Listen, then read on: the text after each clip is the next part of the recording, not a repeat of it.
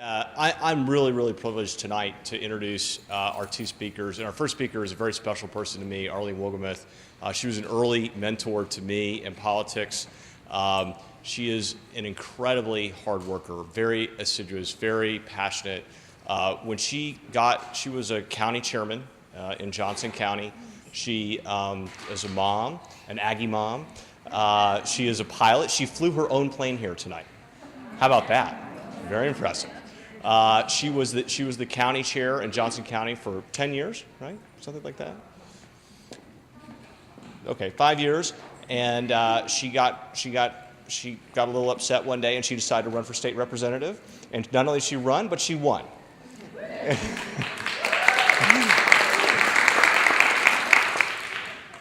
Yeah, her state rep did something very bad. She switched from her R to D, and Arlene was the chair, and that was unacceptable. Arlene put an end to that and said there's going to be none of that. And when she got in the legislature, she said, "Show me the money. Where's the money going?" So she started focusing on public health care. And she was, and she did a very good job, and we know that because Texas Monthly repeatedly named her one of the 10 worst legislatures. Yay! So twice, she says. It was a very special club. I've been in there, but only once. I'm working on it. But in 2003, when the Republicans took over the legislature, we had a very serious budget shortfall. And Arlene Wohlgemuth executed and really came up with and implemented and executed the single largest reorganization in state government, saving literally billions of dollars for taxpayers by doing basic stuff like saying, hey, before you get Medicaid, how much money do you have in your bank account? And she was finding that people who were driving a Mercedes, had hundreds of thousands of dollars in bank account, were showing up for free stuff. And because of Arlene Wohlgemuth and the programs she put in place, she stopped this, Arlene Wohlgemuth stopped this waste, fraud, and abuse. And she did a great job of doing that. She really changed our government and really saved us, the taxpayers.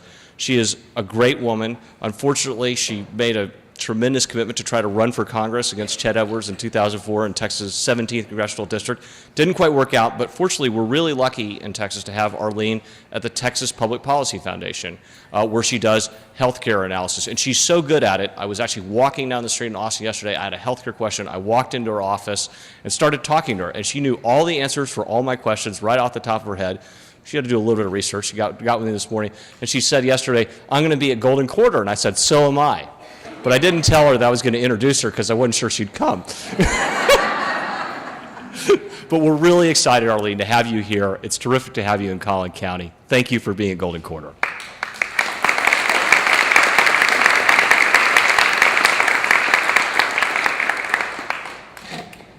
Well, thank you very much, Van. We've been on a long road together, and I'm very excited that you're going to be in the Texas Senate. The Senate needs you. Texas needs you. First, I want to tell you a little bit about Texas Public Policy Foundation. I'm sure that some of you are aware of the work that we do, but others may not be.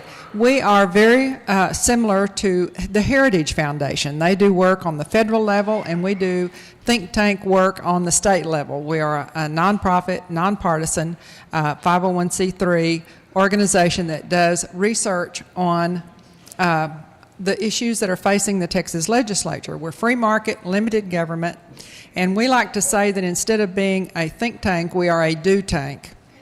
Because we don't just write white papers and stick them up on the shelf, although we have some fantastic researchers doing that sort of thing.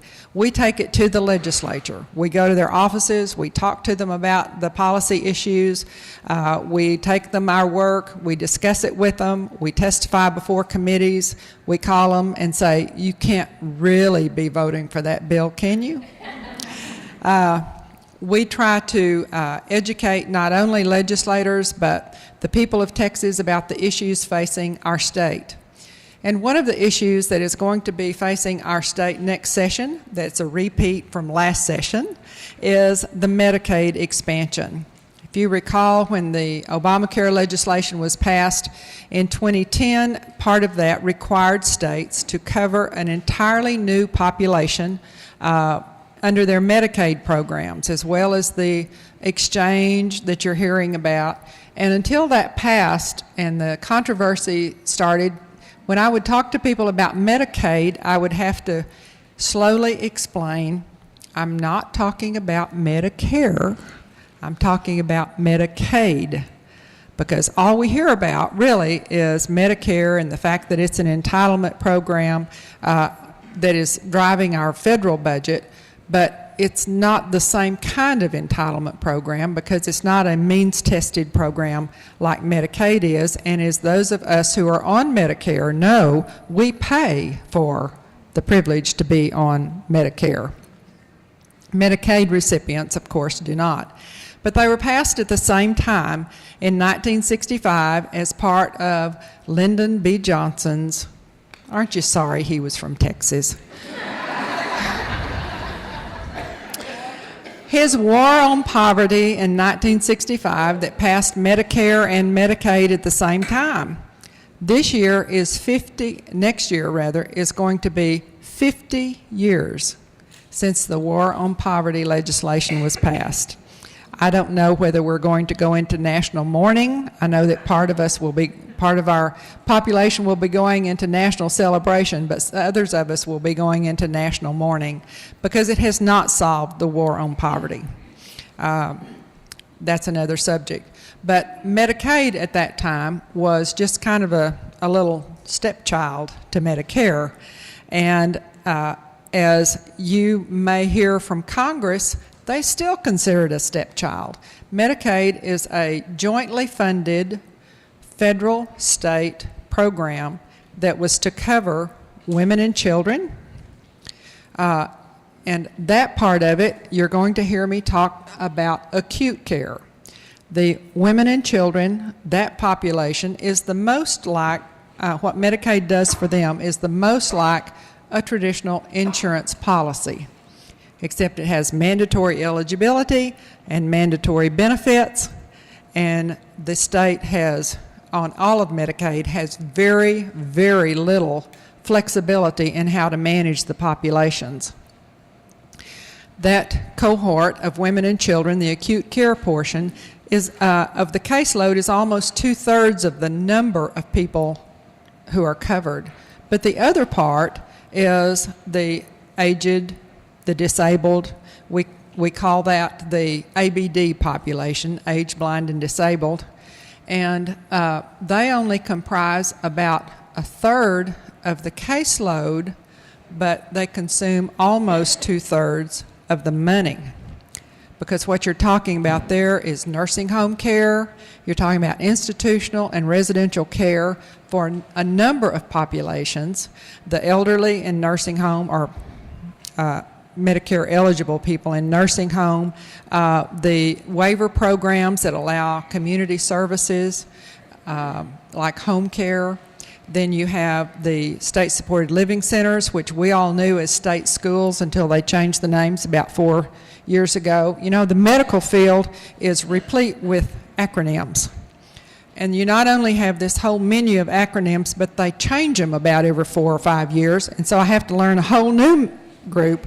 But SSLCs is what they're called now, state-supported living centers, and the state schools are for the intellectual and or developmental disability.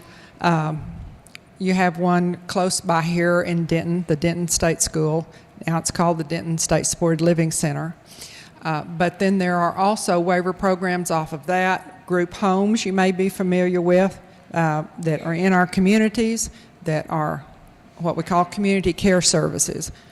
The point I'm making there is those are called long-term care services and supports, and they're very expensive. And so that's where the most of the money goes. So what Obamacare wanted to do was to bring in an entirely new population of able-bodied working adults who don't otherwise qualify for Medicaid and add them to the state's rolls. Now, they put out a really attractive carrot for the states. They said that they would pay 100% of this new Medicaid expansion population.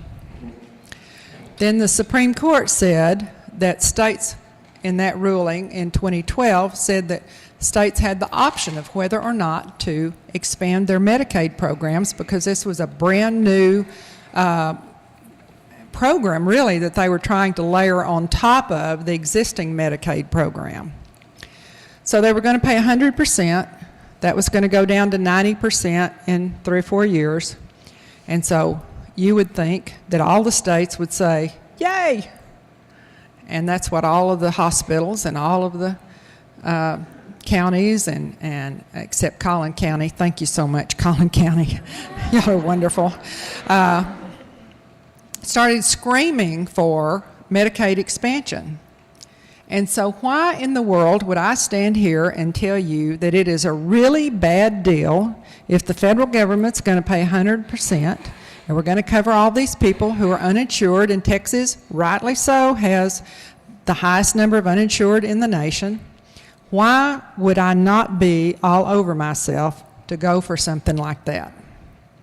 And that's what you're going to hear over and over and over again, that Texas is leaving $6 billion of tax money on the table. We've got all these uninsured. Why would we not want to cover them through Medicaid expansion? So I want to leave you tonight with answers to those questions, because you're going to hear about it this next session. We fought it off last session. It is going to be back this next session, and it is going to be a really big deal. And your legislators are going to have to stand firm to be able to resist the call for Medicaid expansion. You need to stand behind them, guard their back, and protect them as much as you possibly can, because it's going to be tough. Well, let me tell you about Medicaid. Let me tell you through the story of 4 states that have been studied. The states are very diverse: Arizona, Maine, Delaware, and Oregon. All of those states, along with others, but this is about those 4 states, excuse me, they all expanded to basically this same childless adult population, which is what we call that Medicaid expansion group. They all expanded to that in the decade from 2000 to 2010. The promises that they made their people was the cost would go down, the cost of charity care would go down, the number of uninsured would go down, and the emergency room use would go down. We're going to give these people insurance. Thank you very much, Dorinda. I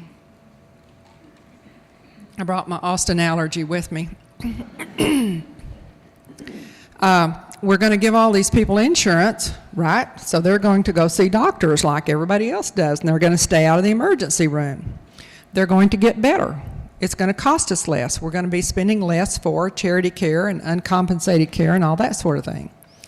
All 4 states, very diverse states, had almost exactly the same experience. Cost went up 4 times more than expected. 4 times more than expected. Emergency room use went up, not down. The charity care went up and not down. But the most surprising of all was that the number of uninsured didn't change. More than 1% in any of those 4 states. How can that be? Well, what we found out was that instead of signing up people who were uninsured, the people who had been insured were signing up. And why wouldn't you? If you were low income and you were on your employer's insurance, you were having to pay a premium, you were having to pay a copay, may have been low, but you were having these charges. So now the government's going to come along and give you something absolutely free, and there's no copays. A further study was done in the Oregon program, because all 4 of those states figured out that they couldn't afford what they were doing. And by the way, that's why all of those states are eager for the Medicaid expansion, because they're kind of in this hole now, and the federal government's going to come along and say, I'm going to pay you 100% of those that are in this population. So it's a good deal for them. It's not a good deal for us in Texas. It's a good short-term thing, which I'll get to in just a second. In Oregon, once they decided they couldn't afford it, they set up a lottery for Medicaid for this population to enroll. MIT and Harvard researchers recognized that now they had the perfect setup for a study about the effectiveness of Medicaid.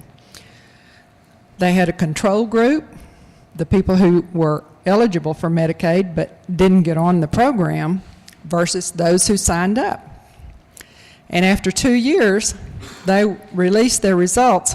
I'll tell you that they didn't like the results that they got, but they released them nonetheless. The results showed that a couple of interesting things. One was that the outcomes, the health outcomes for the people who were on Medicaid were no different than the people who were uninsured, than the control group. And they were measuring things like diabetes and high blood pressure, conditions that should have responded to regular care. They were measuring those conditions, and there was no measurable difference between health outcomes. So let that sink in for just a minute. We are paying a premium price for no benefit in health outcomes. The other very interesting thing that they discovered was that population that had signed up on Medicaid, instead of going to their doctor, they increased their utilization of the emergency room 40% more than those who were uninsured. 40%. The most expensive primary care, or expensive care period, that one can get is in the emergency room. And the emergency room utilization went up 40%. So it's not better care. It is not saving money. The health outcomes are not just unique to that Oregon study. The University of Virginia, a couple of years ago, put out an exhaustive study of fatality, or morbidity, I guess you call it, after surgery, a study between Medicaid patients, private insurance patients, Medicare patients, and uninsured patients. And the survivability rate after surgery of Medicaid patients, taking into consideration all the socioeconomic, these are poor people, yada, yada, yada, they accounted for all that, and the Medicaid patients had the worst record of even uninsured. They had a higher death after surgery rate than even the uninsured. So what are we paying for here? Well, we're not getting our value for the dollar that we're spending. Not only is there tremendous fraud and abuse, like Van mentioned a while ago, we cut down on it, but across the nation, Medicaid fraud is estimated to be between 10 and 30%. In New York City, it was up to 50%, but, you know, New York City. It's very difficult to manage a program. It's very difficult to manage the cost. Medicaid is such a complex system, and if you equate complexity with high cost, you're on the right track. Yet the federal government allows states hardly any flexibility in designing programs that would work, that would lower cost, save money, deliver better health outcomes. The rules are all written at the federal level, and we pay for it at the state level. But I'd like to ask you about the long-term benefits. How many of you think that the federal government is going to continue to support Medicaid at 90%? Me either. It is not going to happen. Eventually, I know that in my lifetime, eventually, Congress is going to figure out they don't have any money. And somebody's going to help them with that someday. I don't know who it's going to be, but somebody's going to help them to understand that. And when they do, what do you think is going to be the first place that they're going to cut? And President Obama already kind of revealed his hand year before last. The budget that he submitted to Congress had a combined rate for the old Medicaid population with the new Medicaid population and reduced the rate. He quickly pulled that back when the congressman figured out, And he took that off the table. Nevertheless, I don't trust that long-term commitment 1 minute. And so Texas is going to be left on the hook. We already spend 30% of our entire budget on that one program. That's not all of Health and Human Services. That's not all of health care. That's not all of the other things that we do. $60.2 billion in this state goes to pay for our 2-year budget of Medicaid. And our research indicates that Medicaid will double in cost every 10 years through 2040. Every 10 years it doubles in cost. And the Congressional Budget Office backs up what we had put out as our research. So I think that tells you that Medicaid is not sustainable. It's too expensive, it is inefficient, and it delivers poor health outcomes. So what do we do? Well, first of all, we don't keep digging. You know, if you're digging yourself into a hole, the first thing you do is stop digging. We need to stop digging. We need to do something that makes sense. And what we advocate at the Texas Public Policy Foundation is that Congress block grant to us, just like they did to the welfare in the mid-90s, that they block grant the program to us and let Texans decide what is best for Texas. If other states want to take their block grant, like in Vermont, where they have already voted to have a single-payer system, more power to them. We will welcome their businesses here. Right? Let them do their single-payer system. We can't afford that kind of mentality. I believe that our research demonstrates that we can cover more people for less money than we are currently spending. We can do a better job. We will have better health outcomes. We can do things like personal responsibility, a sliding scale. People should pay what they are able to pay. And other programs for low-income people do require a sliding scale. Federally qualified health centers deliver more primary care to the uninsured than anybody else in Texas, and they require a sliding scale payment. Some of the other indigent care programs, like one that we talk about a lot at the public hospital in San Antonio, CareLink, they require a sliding scale payment. Why can't we do that with Medicaid? We should be doing that with Medicaid. We should be doing things like health savings accounts. The people who are on Medicaid need to learn how to manage their health care, save the money. It would also help with if those funds were restricted to pay for health care only. There's a lot of what we call churning, people who this month they qualify for Medicaid, 2 months from now they no longer qualify. Then they qualify again, then they don't qualify again. It would help smooth that out. It would teach responsibility about managing your health care and the health care dollars and shopping around. There are all manner of things that could be done that would make sense, that would be common sense solutions, but we need a block grant to give us the flexibility to be able to do that. So I would like for you all to become champions for Medicaid block grant. Wisconsin got ahead of us on the block grant for welfare reform.